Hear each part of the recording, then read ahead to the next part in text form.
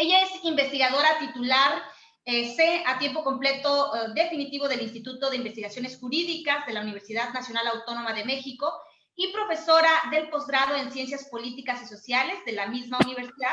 También es miembro del Sistema Nacional de Investigadores de CONACYT, nivel 2, doctora por la Universidad de Salamanca y máster en Estudios Latinoamericanos por la misma Casa de Estudios, y es licenciada en Ciencia Política por la Universidad de Belgrano, en Argentina. Ella es coordinadora general del Observatorio de Reformas Políticas de América Latina de la Organización de los Estados Americanos y del Instituto de Investigaciones Jurídicas de la UNAM, coordinadora académica del Laboratorio Mujeres Políticas del Instituto de Investigaciones Jurídicas de la UNAM, investigadora principal del proyecto PAP 2T, supongo que es así, ahorita nos lo confirmas, Reformas Electorales y Democracia en América Latina de la UNAM, miembro del Consejo Asesor de la revista Voz y Voto y editora del Primer Saque, blog de investigaciones políticas, fundadora, junto a un grupo de colegas, de la Red de Politólogas No Sin Mujeres, para visibilizar las brechas de género existentes en la ciencia política desde 2016.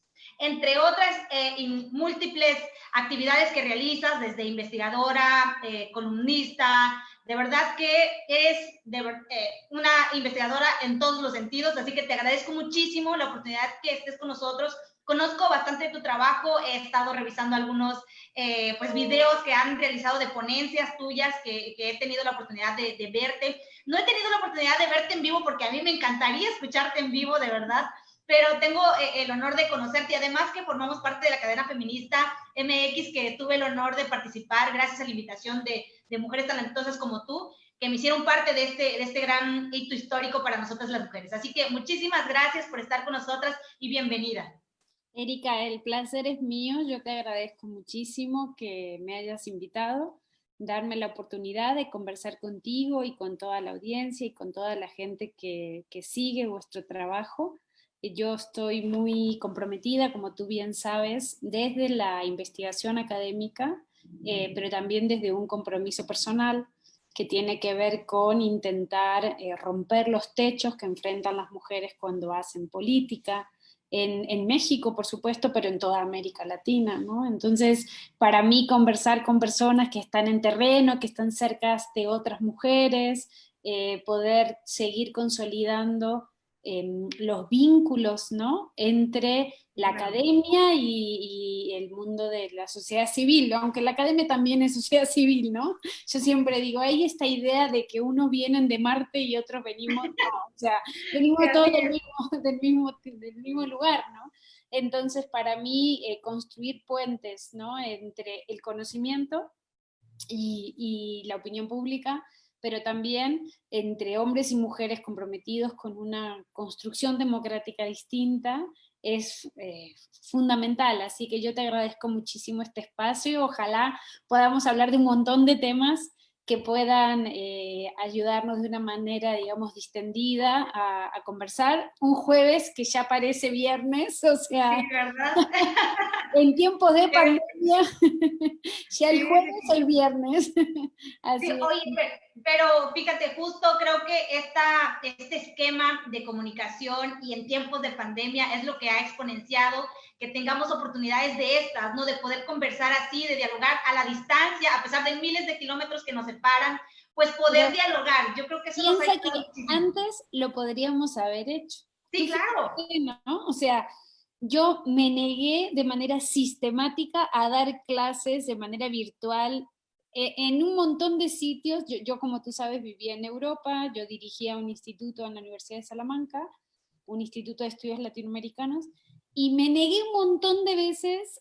Viví 18 años en España, con lo cual no cuando recién estaba estudiando, pero imagínate que 15 años me negué, no, yo clases virtuales, no, y ahora mi vida es virtual.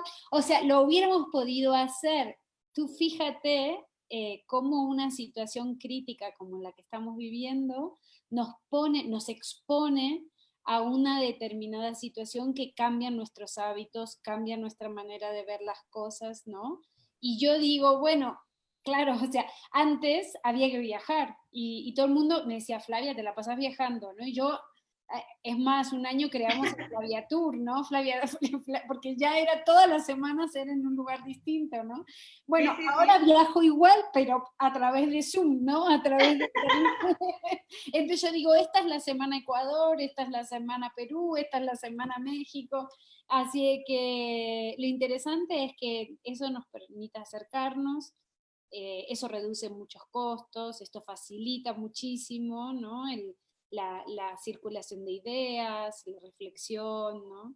Y como tú bien mencionaste, ¿no? Nosotras nos conocimos, bueno, hoy nos vemos, Sí, ¿no? hoy nos vemos Hoy nos vemos, físicamente, bueno, no físicamente, pero virtualmente sí nos vemos. nos vemos y podemos dialogar, pero es verdad, nosotras coincidimos en la agenda de una cadena que creamos con una colega y gran amiga mía, la maestra Gloria Alcocer, quienes un día dijimos estamos hartas de estar hartas y vamos a crear una cadena feminista y tú fuiste un eslabón importantísimo en la articulación de esta cadena y yo siempre agradezco a las personas que sin conocerme muchas veces se suman a causas, ¿no? Entonces yo siempre digo, yo soy aliada eterna de todas estas mujeres y hombres, ¿no? Y en este caso la cadena feminista era de mujeres, que se unieron para luchar contra la violencia, ¿no? Entonces, yo siempre agradecida, Erika, y muy, muy, muy, muy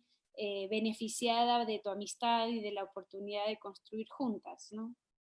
Sí, la verdad es que fue una oportunidad de coincidir y de muchas coincidencias también, que al final de cuentas fueron a redundar en muchas mujeres que nos unimos en un día, o sea, fue un día, pero en realidad fueron varias semanas antes que estuvimos ahí mandándonos mensajitos y creo que eso hizo una hermandad súper padrísima y que nos ayudó a que el día del gran evento todo funcionara y caminara muy bien. La verdad es que todas Sí. creo que salimos muy contentas de ese esquema de Fue trabajo que muy hicimos. poderoso. Sí, Esa cadena, finalmente fueron 5.000 mujeres, 5.422, porque yo me encargué de contarlas, sí, sí, sí, sí. los reportes por ciudades, y si no me equivoco, fueron como 33 ciudades de 27 estados, ¿no? Para el 7 de marzo, ¿no? De cara al 8 de marzo, ¿no? Sí, claro. Sí, estuvo padrísimo. Pero bueno, hoy el tema que nos compete para poder dialogar y que creo que es muy importante es sobre el trabajo que has realizado tú a lo largo de tu vida académica y profesional y tiene que ver con un tema muy importante y muy, muy sustancial como es la democracia y la participación política de las mujeres. A mí me gustaría que iniciáramos dialogando precisamente cómo se da la participación política de las mujeres en espacios o en estados que consideramos democráticos y cómo podemos reflexionar sobre la democracia y de la participación política propiamente de las mujeres en esos esquemas de democracia, ¿no? Tú piensas que eso va de la mano de las sufragistas, ¿no? Históricamente la lucha fue por tener derechos, pero sobre todo por poder votar. Sí, Y claro. nuestras maestras feministas, pero no solo las latinoamericanas, también las europeas y las norteamericanas, lucharon para que nosotras pudiéramos ejercer nuestro derecho a decidir sobre y a elegir. Y yo creo que piensa que el primer país latinoamericano que reconoce este derecho, a diferencia del de los hombres, digamos, va a ser Ecuador en 1928. Y desde ahí, la mayor parte de los países de la región han ido sumándose, ¿no? a la incorporación del derecho al voto femenino. Por tanto, las democracias en América Latina, y quita México de aquí porque es otra historia, son previas a que las mujeres pudieran votar. Las democracias eran democracias censitarias, eran democracias centradas en hombres con recursos que tenían el derecho al voto y la mujer era considerada ciudadanas de segunda. Esas ideas originales que dieron como, digamos, puntos de partida a la construcción democrática, hoy sabemos que en realidad no eran democracias, eran sistemas excluyentes, censitarios, con un voto para grupos privilegiados, ¿no? con la incorporación de las mujeres en términos del sufragio, digamos, estas democracias se van transformando. Pero bueno, la historia de América Latina ha sido una historia de dificultades para la construcción democrática. Una vez que las mujeres consiguieron este derecho a votar, curiosamente, curiosamente digo, porque en realidad en la exigencia del derecho a votar estaba la exigencia del derecho a participar. Pero era como que, bueno, te damos la posibilidad de votar, pero a nadie se le ocurría la idea y también de poder presentarte tú como candidata, ¿no? Entonces yo creo que hay como una segunda ola de esta exigencia. Lo que pasa es que esa segunda ola de esta exigencia por reclamar espacios para ejercer el poder, no solo para elegir, encontró a varios como medio desubicados, porque la historia de América Latina, pero también de los otros países del mundo, ha sido una historia centrada en que la mujer tiene que cumplir con unos roles que la meten en el espacio privado, mientras que el hombre es como el dueño del espacio público. Y esta idea que mucha gente tiene metida en la cabeza, hombres y mujeres al día de hoy, no solo está caduca, sino que es discriminatoria y es violatoria de los derechos humanos. Entonces nuestras democracias, que tanto nos costó instaurarlas en América Latina y en México, tuvieron un desafío importante, ¿no? Cuando hace 4 décadas la democracia se instaura en la mayor parte de los países de la región, con las transiciones a la democracia, no había una discusión tan fuerte respecto a los derechos de las mujeres. No es que el movimiento feminista no estuviera, no es que las mujeres no reclamaran esto, sino que esto estaba invisibilizado. A partir de la década del 90, Argentina toma una decisión importante, que es incorporar lo que muchos llamamos medidas de acción afirmativo.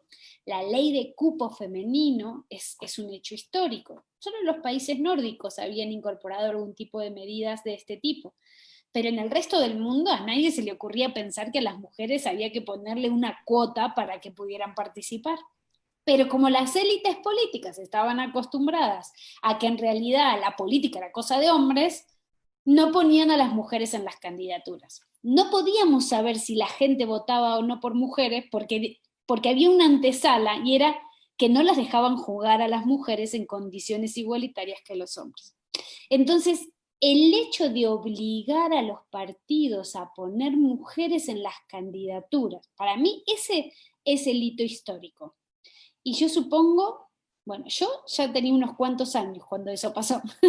Yo estaba entrando en la universidad, imagínate, cuando eso pasó en Argentina, que fue el año 1991. Desde 1991 al día de hoy, la historia de América Latina ha cambiado en múltiples sentidos, pero en este sentido en particular, en relación a la participación política de las mujeres, ha cambiado aún más por el hecho de que cada vez más mujeres no solo han podido participar en la política, que yo creo que participar está casi garantizado, hay muchas posibilidades de participación, poder votar, ¿no? Poder ser militante de los partidos, financiar partidos, hacer el trabajo de la caminata, hacer el trabajo social, el trabajo en el territorio, casa por casa, puerta a puerta. Eso las mujeres lo hacen mayoritariamente. El problema está en pasar de la participación a la representación política.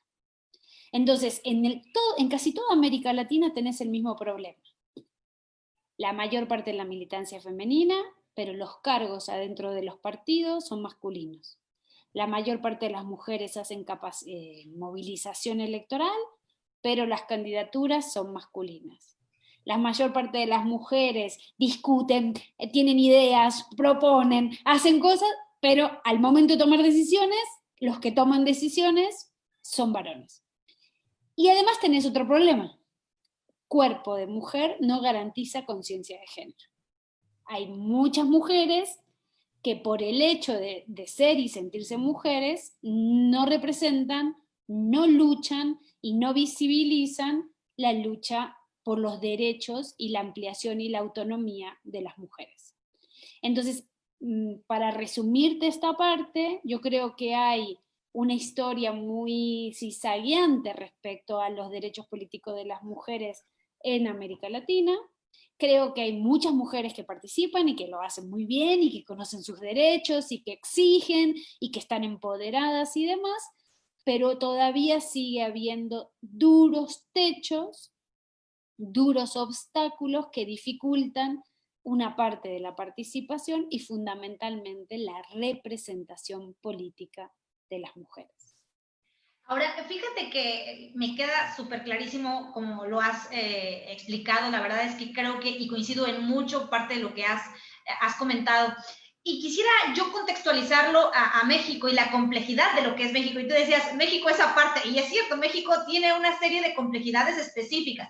Empezando porque cada estado es particularmente con un contexto especial, ¿no? Entonces tenemos como diferentes mundos en el propio México. Y el esquema normativo también es muy complejo. ¿Cómo ves los avances que hemos tenido en México, especialmente cuando hablamos, por ejemplo, que nosotros ya tuvimos cuotas electorales, luego pasamos a la paridad en el 2014 y ahora pasamos al proceso de paridad en todo? ¿Qué tanto realmente estamos logrando desde el esquema normativo? Y uno es el esquema normativo y otro es en lo real, en la práctica. ¿Qué tanto estamos haciendo con eso? Yo me refería a que México es diferente en otro sentido. México es Okay. tan complejo como todos los países. Lo que pasa es que uno está en México y cree que México es el paraíso. Yo creo que México es el paraíso, por eso vivo aquí. Pero cada país es un mundo distinto, muy complejo, ¿no?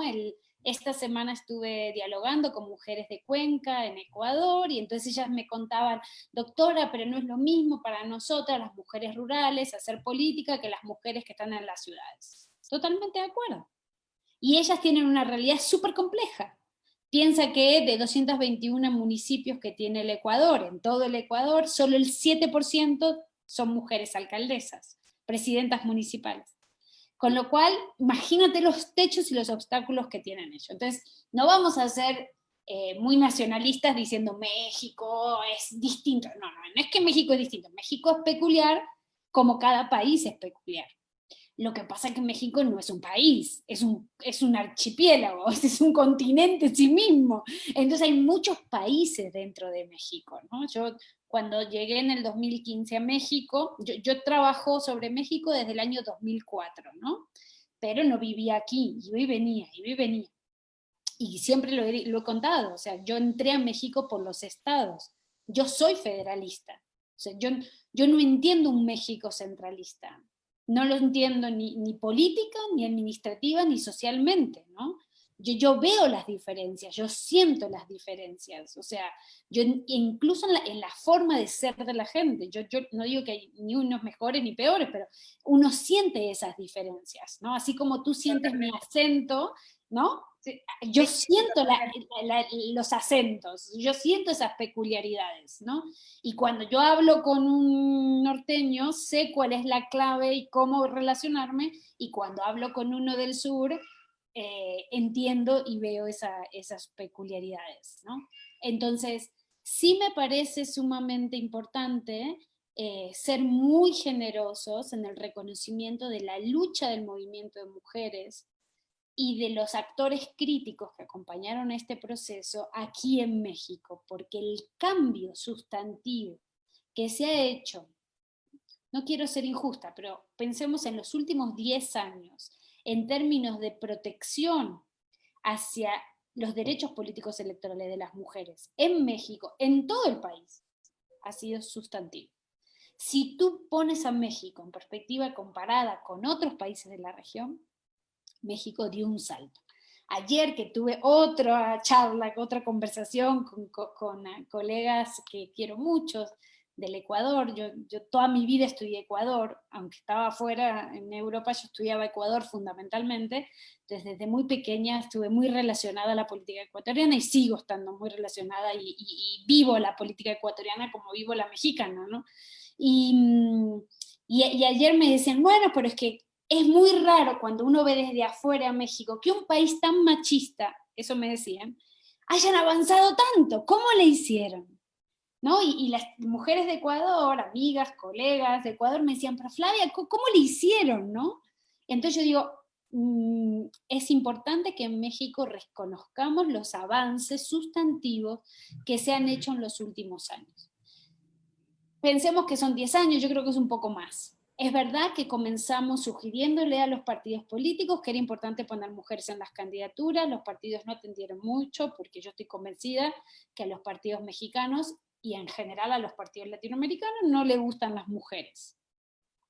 Totalmente. No le gustan las mujeres, y menos las mujeres con liderazgos, autónomas, con capacidad de decisión, con ideas, no, esas menos. Y yo ayer les decía, y menos en este tono, les encantan estas, ¿no? Que hablan despacito. Yo no soy ese tipo de mujer, yo soy este tipo de mujer que está en un tono de voz un poquito más alto, ¿no? Y entonces a los partidos no les gusta. Entonces primero se les sugirió, después se les obligó, en el 2002, se les obligó con una cuota del 30, después se les obligó con una cuota del 40, y en el 2014 llegamos a la paridad. No es cierto que llegamos a la paridad en el 2014. Algunos estados llegaron a la paridad antes que el nivel federal. Lo que pasa es que en el 2014 hubo una coalición, un grupo de mujeres feministas, mujeres de la sociedad civil, mujeres del movimiento amplio de mujeres, autoridades electorales, juezas, ¿no? Académicas.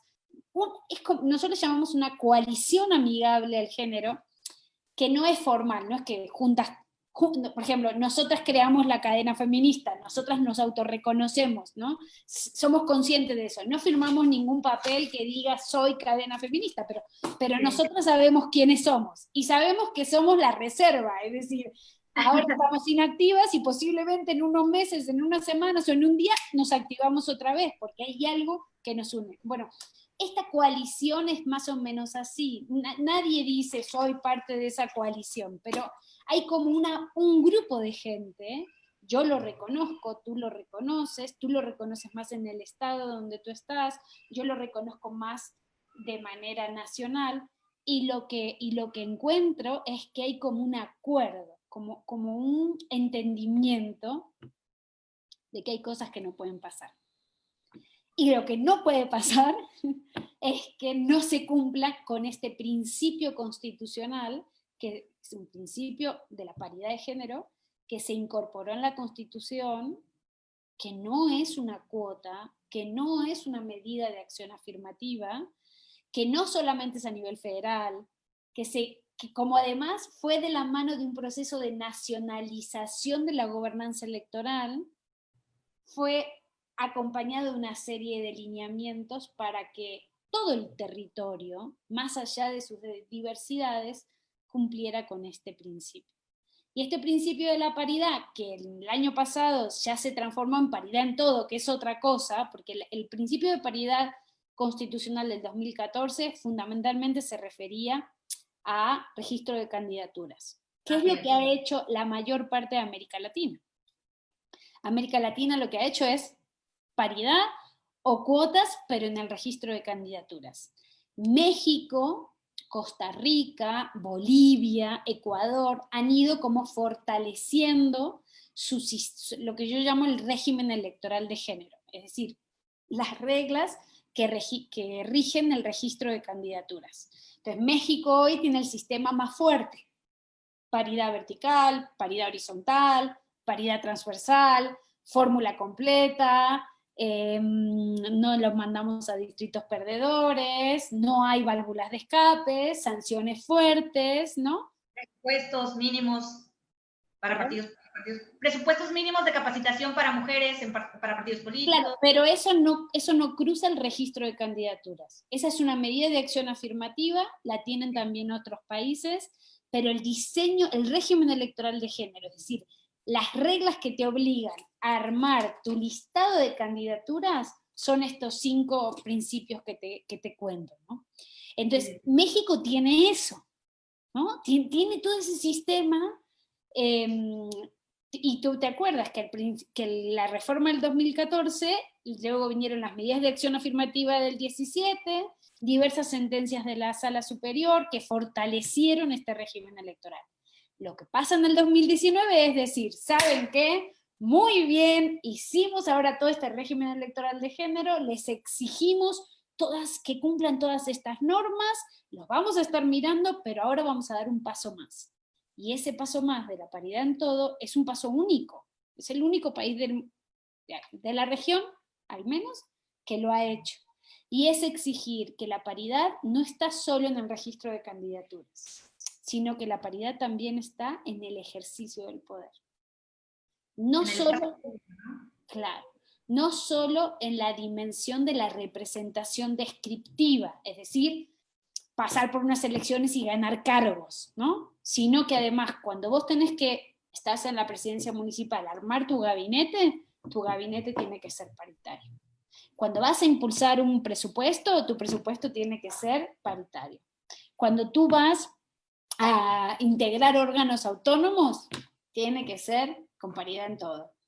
Cuando vas a impulsar una política pública, tiene que ser transversalizando la perspectiva de género. Entonces, todos estos elementos van en consonancia con un compromiso internacional que tiene México, que es, bueno, varios compromisos internacionales, pero que parte de ellos tiene que ver con la construcción de una democracia que es paritaria con igualdad sustantiva. Y ahora ya tenemos este armado, como tú lo comentas, normativo, ya tenemos todas estas grandes avances en el marco normativo.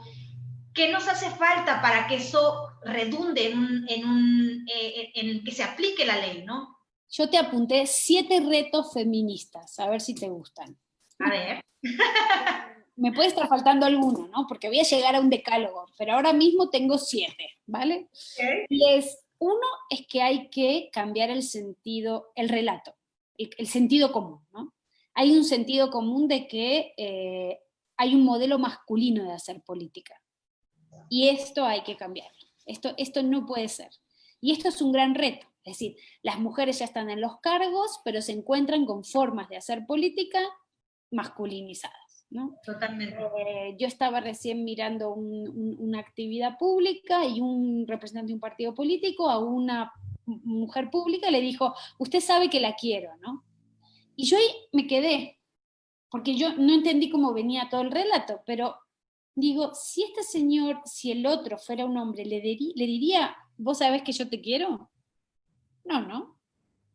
No son términos para hablarle a una autoridad pública, ¿no? A mí me parece que no. Entonces me quedé, ¿no? Hay formas todavía muy masculinas de hacer las cosas y yo diría que hay un desafío de cambiar el relato. Entonces, ese sería como mi primer reto feminista, como mexicanas y como latinoamericanas, para mejorar la manera en que participamos y mejorar la manera en que hacemos las cosas. Un segundo reto que yo encuentro es que necesitamos ver de qué manera conseguimos que los partidos políticos, cuando seleccionen a las mujeres que van a las candidaturas para llenar los huecos que le exige la paridad, elijan a mujeres militantes y no a floreros. No sé si me explico. Lamento usar esa metáfora, es horrible, pero quiero que la gente me entienda bien. Es decir, cuando los partidos y las dirigencias de los partidos tuvieron que ubicar mujeres, que empezaron a decir, no hay mujeres, no hay mujeres, no hay mujeres por ningún lado, ¿no? No están preparadas, las que están no están preparadas. No están preparadas, no saben, no están capacitadas, y eso no es cierto. Sí, entonces, ¿qué es lo que necesitamos? Un contexto de exigencia para que cuando los partidos seleccionen mujeres para las candidaturas, ubiquen a mujeres que sean mujeres militantes de los partidos, o sea, mujeres con liderazgos propios, mujeres autónomas, mujeres preparadas, mujeres de las organizaciones de la sociedad civil, o sea, mujeres que sepan lo que quieren y para qué lo quieren, que quieren el poder y para qué lo quieren. Acuérdate que cuerpo de mujer no significa conciencia de género. Un tercer reto para mí es que, y esto lo aprendí de la experiencia de Morelos, ¿no? Morelos es un estado que ha vivido una transformación muy interesante y estuvimos trabajando para LIN Mujeres de Morelos, que nos pidieron que evaluáramos lo que había pasado en Morelos, y lo que encontramos en Morelos es que de 20 legisladoras, 14 son mujeres y 6 hombres, y la presidencia del Congreso la tiene un hombre, y los cargos más importantes dentro del Congreso de Morelos lo tiene un hombre, y en 1 año y medio no ha salido una iniciativa con perspectiva de género ni de la agenda feminista. Entonces ahí hay una... O sea, ¿cómo no? ¿Cómo, no? ¿Qué pasó aquí? ¿No? Y lo fuimos a estudiar.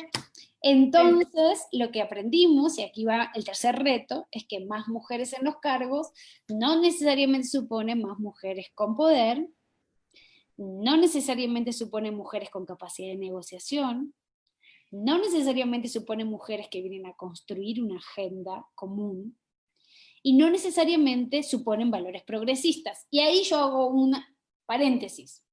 Yo no soy de las que creo que todas las mujeres tengan que defender lo que yo creo que hay que defender.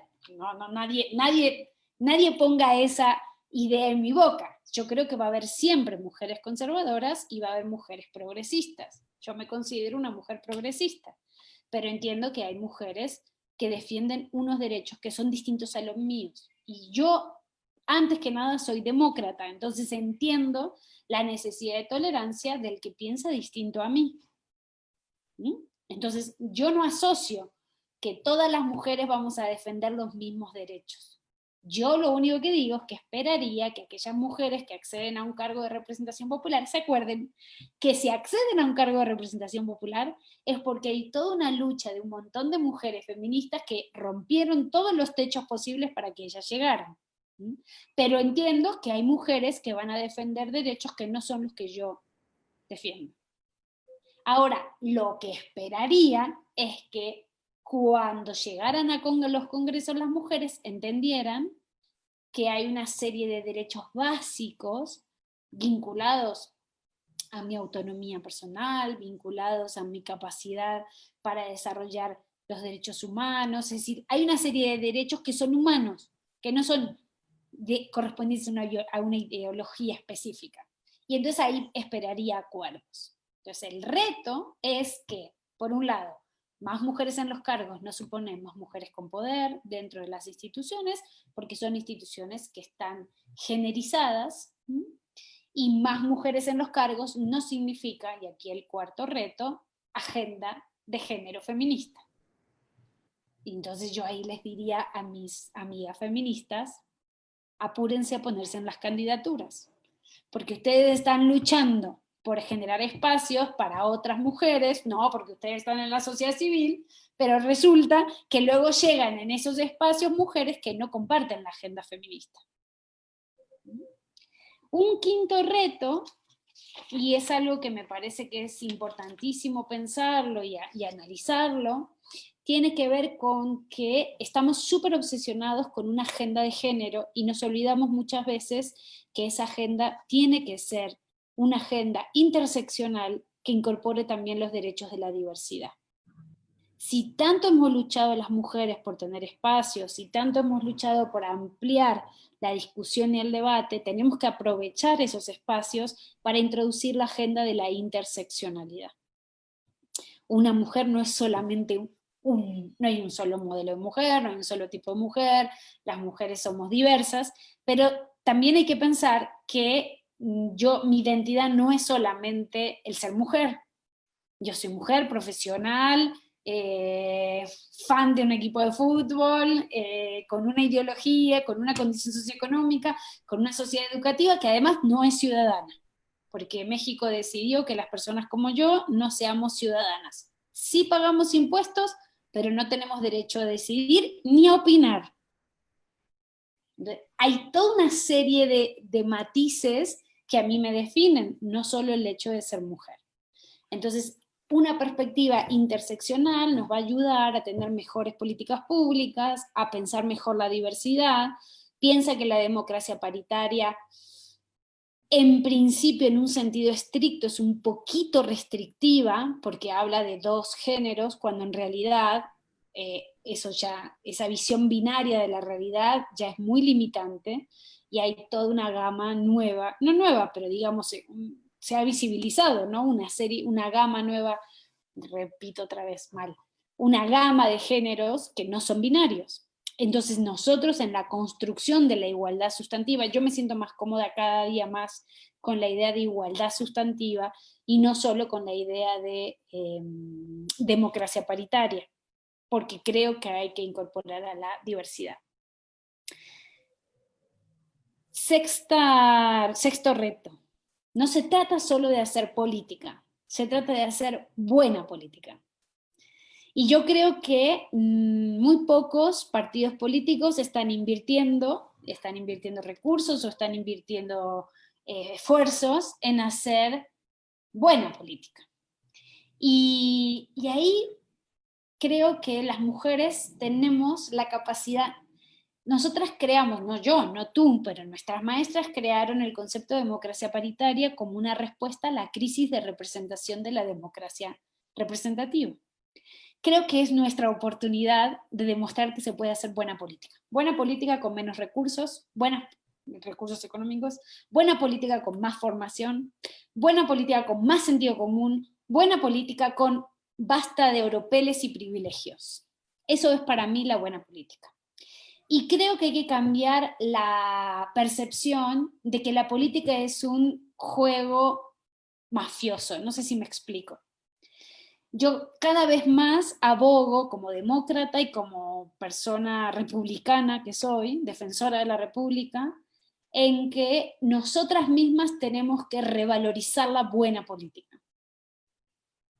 Porque si no, luego vienen estos que surgen supuestamente que son candidaturas independientes, que tienen una manera distinta de hacer la política, que nos quieren enseñar cómo se hace la política, y los buenos ciudadanos y las buenas ciudadanas quedamos al margen, ¿no? Porque están los políticos que vienen de un planeta que se llama corruptón, los independientes que supuestamente vienen de un lugar distinto, pero que luego en la práctica parecen más de lo mismo, y luego la ciudadanía que observa, ¿no? Entonces yo creo que la ciudadanía tiene que reivindicar la buena política, la honestidad, el buen hacer, y que las mujeres podemos aportar mucho respecto a estos desafíos. Y ya creo que el séptimo desafío es que tenemos que ir a lo local. Hemos hecho un montón de esfuerzos y hemos sido muy exitosas en cambiar muchas cosas a nivel federal. Pero creo que tenemos una deuda muy fuerte todavía con nuestros municipios. Y como tú bien sabes, no es lo mismo hacer política en Coyoacán, que es tu casa, donde yo vivo, a hacer política en un municipio de Veracruz, o en un municipio en Chiapas, o en un municipio en Oaxaca. Creo que tenemos que llevar estas ideas a nuestras comunidades, a nuestras mujeres en los municipios. Yo hago eso, ¿no? Yo viajo por todo el país, bueno, viajaba antes físicamente y ahora lo hago virtualmente, hablando con mujeres que están en los municipios, porque creo que necesitamos reducir las brechas entre de ideas a políticas, a recursos, lo que para nosotras es obvio, porque estamos conectadas, porque estamos ¿sabes? Porque estamos como muy conectadas con el mundo, pero también conectadas con la política y demás. Hay una brecha bastante grande con nuestras mujeres a nivel local. Entonces hay que romper los techos que todavía existen, culturales, económicos, políticos, sociales, a nivel local. Y esta es mi agenda, no sé si te gustó, la llevo pensando todas mis vacaciones para ti. No, está en construcción, Erika, así que si todas las ideas... Digo, porque aquí nos mandan unos comentarios y nos, obviamente coinciden mucho con todo lo que tú dices, y justo hablan de que, dice Mayusa González, es una realidad, deben ser mujeres con liderazgo y no las moldeables, dicen. Y otra dice, existe una inmensa necesidad de una agenda de género feminista, pero en general de una agenda de verdadero respeto a los derechos de las personas. Liliana Macadam. Entonces, en realidad es que justo tenemos, creo que muchas de las que estamos en este bueno, en estos temas coincidimos, pero también coincido con lo que mencionas de que todavía nos falta hacer llegar esta misma información a quienes difícilmente les llega esto que nosotros conocemos, ¿no? Sobre todo, por ejemplo, yo lo veo aquí en Quintana Roo, te hablo desde Chetumal, Chetumal, Quintana Roo es la capital del estado, y aquí en nuestro estado, pues tenemos comunidades indígenas. Mayusa, que nos está viendo, ella es de Felipe Carrillo Puerto, y justamente Felipe Carrillo Puerto es la zona maya, el centro de la zona maya de Quintana Roo. Y grandes problemas han enfrentado las mujeres que son indígenas y que han participado en política para poder acceder a los espacios públicos, ¿no? Y que les llegue la información a ellas ha sido, pues, obviamente una brecha sustancial, ¿no? Entonces, creo que justamente es ahí donde debemos de acercar esta información y debemos de acercar estas herramientas más a poblaciones que están en alguna condición, con estas condiciones de vulnerabilidad o de desigualdad social, ¿no? Creo Y que es cierto que estamos haciendo mucho trabajo en ese sentido, ¿no? El Instituto Nacional Electoral tiene campañas de concientización muy fuertes, de educación cívica. En cívica tiene un papel importantísimo, ¿no? En pensar, además, no sé si viste que en el portal del Instituto Nacional Electoral se ha creado como otro micrositio en donde está, se llama Mujeres Políticas, que es de la parte de la unidad de género y no discriminación. Y ahí Ceci Lavalle, una mujer espectacular, una feminista maravillosa, una maestra, creó unas cápsulas para nuestras mujeres que han tenido o han experimentado violencia política, en donde les enseña cómo responder, ¿no? Cómo responder cuando te atacan, ¿no? Entonces, hemos hecho cosas, o sea, hemos trabajado cosas. Creo que tenemos que hacer mucho más. Tenemos que, por eso son tan importantísimas las redes de mujeres, ¿no? Las redes de mujeres ayudan a esto, a difundir información, en un contexto de tanta violencia política en razón de género, ayudan a no sentirse sola, pero también a contar con apoyos, ¿no? A visibilizar las dificultades que se tienen. Entonces, yo creo que México ha avanzado sustantivamente en un montón de aspectos, creo que es muy beneficioso que el principio de paridad constitucional que el principio de paridad se haya incorporado en la Constitución, creo que hemos sido muy exitosos en conseguir aprobar leyes contra la violencia política en razón de género, tipificarla, sancionarla, generar mecanismos de reparación, de sanción, ¿no? Por supuesto que sigue habiendo resistencias, por supuesto que sigue habiendo muchas dinámicas, por eso te decía, hay que cambiar el relato, ¿no? Cambiar el sentido que para mucha gente es un sentido común, para mí es una barbaridad, ¿no? Y eso, Erika, yo creo que tenemos que, y más en estados como Quintana Roo, entrarle no solo desde lo político, sino también desde lo social y desde lo cultural. Es decir, cambiar los patrones a partir de los cuales nos relacionamos hombres y mujeres, ¿no? Cómo mostramos esas relaciones, cómo acompañamos las tareas de cuidado, cómo somos corresponsables en la construcción familiar. Todas esas tareas me parecen sumamente importantes de cara a las transformaciones que tenemos que hacer en términos políticos, ¿no? Yo una vez me acuerdo que en un viaje a Oaxaca, una de las funcionarias que cuando yo llegué a México me incorporó, digamos, a la dinámica electoral, teníamos un evento, imagínate, a la mañana, hubo un trueno importante. A la mañana siguiente teníamos trabajo con las comunidades afros y el día anterior viajamos un poquito más temprano y nos fuimos a la playa a hacer ejercicio. ¿no? Y yo me acuerdo que yo caminaba y caminaba y caminaba con el agua hasta por el puerto escondido, ¿no? Yo le decía, ustedes me llevan a empoderar mujeres, pero luego cuando las mujeres les gusta un hombre no les pueden invitar a salir. ¿Cómo puede ser que me digan que yo empodere a estas mujeres y luego las mujeres se tienen que quedar en su casa esperando que un señor las invite 3 veces a salir para decirle que sí, ¿no? Y me decía, Flavia, cálmate. Le digo, pero es que no se dan cuenta que ustedes están construyendo un mundo político que es un cristal ideal, pero en la vida social las mujeres mexicanas están todavía viviendo opresiones que son decimonónicas. Es decir, ¿cómo va a esperar 3 veces para decirle que sí, ¿no? Y un día se lo dije a un ligue mío, a uno que me estaba intentando, digo, no, a mí mis amigas mexicanas me enseñaron que tenía que esperar 3 veces para decirle que sí, y mi amigo se me quedó mirando y me dijo, oye, es uno de mis mejores amigos, no es mi ligue, es mi amigo, ¿no? Se me quedó mirando en ese momento y me dijo, bueno, quizás a la 3.ª vez ya no te quiere invitar. Y yo dije, ¿cómo? No tenía que esperar 3 veces. Él me tenía que esperar 3 veces a mí. En España eso sería impensable. Yo se lo cuento a una amiga española y se ríe. Me dice, Flavia, ¿cómo vas a...? Si a una española le gusta un hombre, o si a una española le gusta una mujer, va y le dice, hola, vamos a salir. No se espera. Son clics culturales.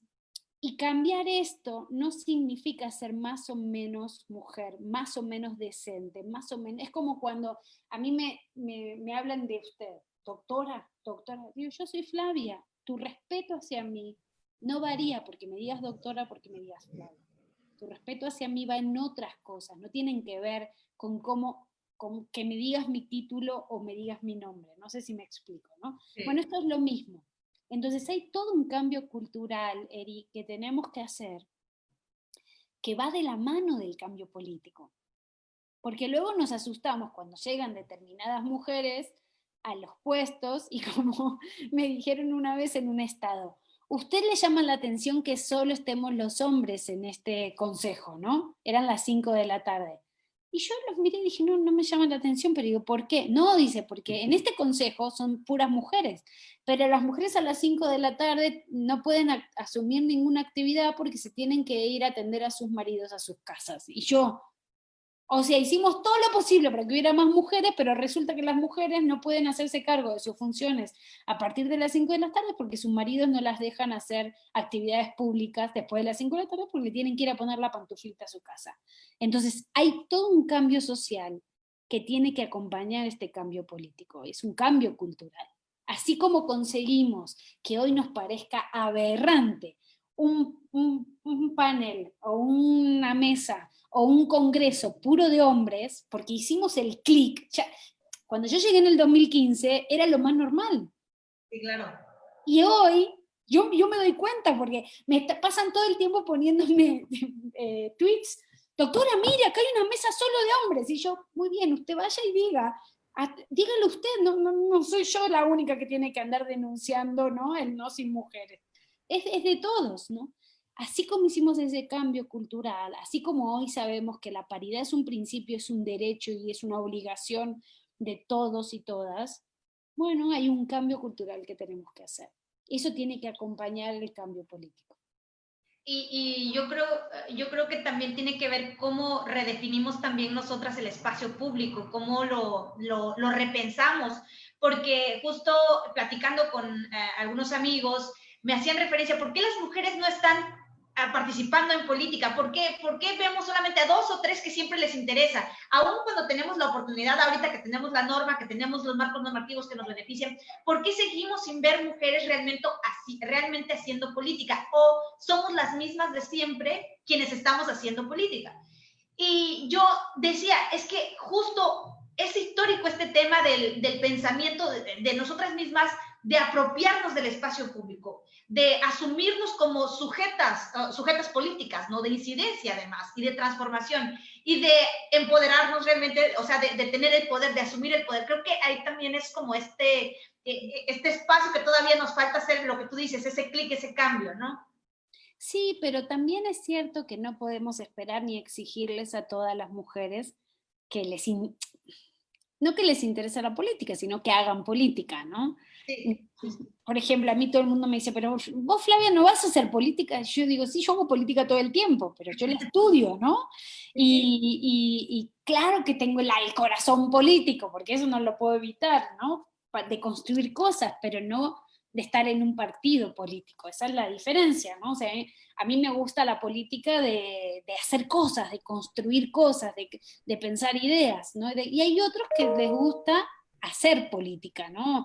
Meterse en los partidos, competir en elecciones. Yo aprendí que era demócrata el día que mi candidato, yo asesoraba a un candidato y perdió la elección, ¿no? Y desde ese día dije, yo no sirvo para perder elecciones, a mí no me gusta perder, entonces mejor no me meto en estas cosas y me volví a la academia y dije, ahí me quedo más, porque a mí me gusta ganar hasta en las canicas, ¿no? Hasta jugar a las canicas, a mí no me gusta perder. Entonces, a lo que voy fuera de broma es que sí creo que también esperar que todas las mujeres participen no es real, no todos los hombres participan, pero si te das cuenta hay como un doble rasero, ¿no? Se espera que todas las mujeres participen, que todas las mujeres estén capacitadas, como cuando nunca se preguntan si los hombres están capacitados. Yo sí, nunca totalmente. escucho que ellos tengan que ir a cursos de capacitación, ¿no? Solo Totalmente. nosotras. Cierto, cierto. Ellos nacieron sabiendo, ¿no? Ayer puse un tuit y un niño, con todo el respeto, ¿no? No lo digo niño por despectivo, era un niño que tenía 20 años, me dio una clase de un tuit que yo puse, ¿no? Y yo le saqué un screenshot y se lo mostré a mis estudiantes y les digo, miren, este niño no tiene ningún empacho de escribirme esto, aun cuando yo sea la persona que ha escrito libros y libros sobre ese tema. El señor tiene el tupé de darme clase sobre lo que es la violencia política en razón de género, ¿no? Y esto era sobre la violencia en general. Claro que tú me puedes discutir todo lo que quieras. Lo que no es hacerme mansplaining. Y el niño me estaba haciendo mansplaining. Y yo les dije a mis estudiantes, yo me hubiera pensado 10 años antes de ponerle un mensaje a un profesor que ha escrito 20 libros sobre el tema, con mi idea, porque tengo como un cierto de respeto hacia la gente que ha investigado, ¿no? Sí, claro. Hay como un sentido común de que ellos son muy desfachatados y nosotras somos como es un estereotipo esto, ¿no? Pero como somos mucho más reservadas respecto a echarnos a hacer algo que no somos expertas, ¿no? O sea, como Sí, que necesitamos un máster de un año para hablar un minuto, ¿no? Como que sí, somos mucho más cuidadosas. Y ese es también un problema que tenemos nosotras, ¿no? El techo de cemento famoso, ¿no? De que nosotras no nos gusta hacer el ridículo, no nos gusta, somos como mucho más cuidadosas antes de decir algo, ¿no? Que pueda estar equivocado, nos pensamos dos veces qué respondemos y cómo decimos, nos producimos mucho más todo, ¿no? Nos preparamos, ¿no? Y ellos no tanto. Entonces también creo que hay algo de eso en la participación política, ¿no? Yo lo he visto mucho como te decía, yo viajo mucho, me faltan 3 estados de la República, pero el resto casi los conozco todos y espero dar otra vuelta a la República en los próximos 10 años. Y en verdad creo que nuestras ciudadanas mexicanas son mujeres muy inteligentes, que saben muy bien lo que tienen que hacer. Y claro que hay cierto un grupo de mujeres que no le interesa la política, le interesan otras cosas, y es totalmente legítimo. No todo el mundo le va a interesar participar. Ahora, no es cierto que nuestras mujeres no participan. Lo que pasa que lo hacen, digamos, en unas ciertas condiciones, enfrentándose a una serie de obstáculos, ¿no? La violencia política en razón de género, tanto física como la virtual, está muy, muy, muy desarrollada, ¿no? Ayer me mostraban unos estudios que evidenciaban que las mujeres no tienen ganas de estar expuestas a que las insulten en las redes sociales, exponer a su familia, exponer a sus hijos. La violencia en Facebook es en los pueblos, en las comunidades, está muy extendida si te estigmatizan en un pueblo, no te quitas ese estigma nunca más. ¿Por qué te vas a dedicar a una cosa así que es tan violenta, ¿no? Por eso hay todo un proceso de reivindicación, ¿no? Y de generar, ayudar a generar habilidades, más allá de conocer sus derechos, que mejoren las oportunidades de estas mujeres para cuando hacen una candidatura tener mayores opciones de ganar una elección. Y yo creo que ahí, Erika, tiene que estar puesta la agenda feminista, ¿no? No sé, claro que es importantísimo tener un background sobre cómo luchar contra el patriarcado. Está clarísimo que eso hay que saberlo, ¿no? O más o menos entenderlo, ¿no? Pero también es cierto, o por lo menos tener una idea que luchamos contra el patriarcado, ¿no? Y eso es quitarse el velo es todo un proceso, o sea, nadie nació sabiendo eso, y tener conciencia de género es un proceso educativo de empoderamiento personal. En eso estamos totalmente de acuerdo. Y ahí podemos ayudar, podemos dialogar, podemos construir juntas, pero yo creo que también la agenda feminista requiere de una inteligencia colectiva que tiene que ver con ser muy juiciosas respecto a la inversión en recursos que son de recursos que son escasos, en generar habilidades concretas en las mujeres que quieren hacer política, ¿no? No se trata solo de recitar ¿no?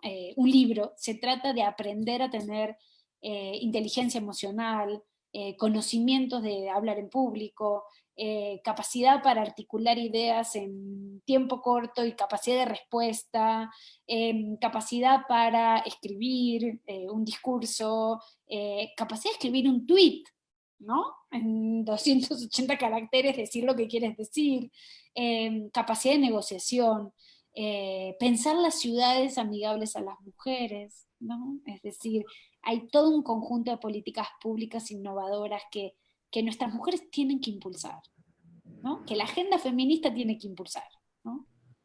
Sí, y yo coincido mucho. De hecho, a veces se piensa que esas herramientas son básicas, pero creo que es lo necesario y lo fundamental, lo mínimo que deben de saber las mujeres. Al final de cuentas, creo que no te puedes salir a aventar al ruedo, pues, un proceso electoral sin tener esas herramientas, mejor dicho, herramientas básicas que te ayudan a enfrentar a cualquier competencia, ¿no? Porque es un proceso electoral, es una competencia, y sabes que no va a ser fácil, y sabes que no va a ser sencillo, porque te enfrentas a muchos otros retos, ¿no? Claro, totalmente de acuerdo.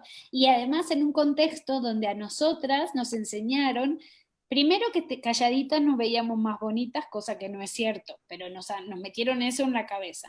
Segundo, el hecho de que tenemos estos techos de cemento, ¿no? Nos educaron para no destacar, nos educaron para cuidar, nos educaron para proteger, nos educaron para estar en un paso atrás, entonces hay que romper una serie de inercias y generar y fortalecer estas vocaciones, ¿no? De liderazgo que hay en las mujeres, ¿no? Es un trabajo arduo, es un trabajo muy interesante, pero es un trabajo que hay que hacer. Pues sí, la verdad es que muy, muy contenta de esta entrevista. De verdad que te agradezco muchísimo todas tus palabras, mucho que saber, mucho que estudiar además y mucho que poder transmitir a otras personas, que también creo que eso es importante, quienes tenemos el conocimiento, poder transmitirlo y poder llevarlo a donde más lo necesitan, creo que eso es fundamental también. Entonces, te agradezco muchísimo, de verdad, esta oportunidad de permitirme este diálogo contigo. Y pues vamos a concluir. Me gustaría con una frase o una palabra que identifiques, que crea que les sirva como referente a otras mujeres que están en el espacio político o que quieren hacer incidencia política. Así que, pues, ahí te la dejo. Pues yo te voy a dar dos hashtags que a mí me cambiaron la vida. Uno fue uno que yo inventé en el año 2015, que es hashtag no sin mujeres. Que para mí representa lo que fue mi cambio, ¿no? Porque yo no era feminista, yo no trabajaba estos temas, a mí no me interesaba esto, yo creía que éramos todos iguales, y yo no veía ningún techo, ni veía ningún patriarcado, yo no veía nada de eso, y mi proceso de quitar el velo estuvo acompañado de este hashtag, ¿no? Y es el hashtag que hoy tiene la red de politólogas, una red que creamos en el año 2016, que me pidieron el hashtag, y el hashtag es como el nombre de la red, y hoy tiene 520 colegas de 26 países siendo miembros de esa comunidad. Entonces, yo creo que No Sin Mujeres es algo que está muy asociado a mi idea de cómo debería hacer las cosas, ¿no? Y el segundo hashtag es uno que yo creé, creo que como en el 2017-2018, que de alguna manera complementa el No Sin Mujeres, y es una idea que a mí me salva, viste como los 4 principios básicos toltecas, que a mí me salvaron la vida. Bueno, a mí este hashtag yo siempre lo uso, y los que están cerca míos lo usan porque saben que ayuda, y es un hashtag que se llama Nosotras Solo Sumamos.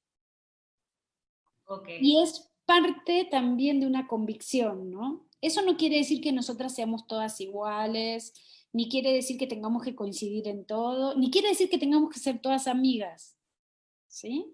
Pero quiere decir que hay un punto en donde nosotras solo sumamos.